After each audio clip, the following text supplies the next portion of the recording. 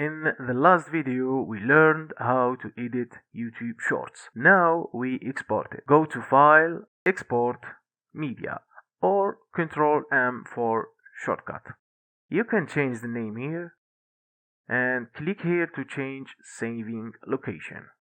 Here we have a random preset or your previous preset. We are going to change it from the video. Click on Video and click on Match Source to match our video. Press More, check Render at maximum depth and use maximum render quality.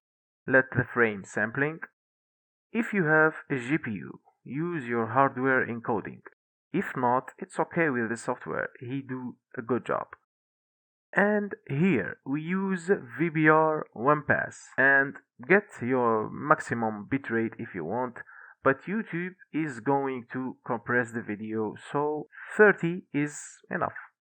For the audio, use the maximum bitrate.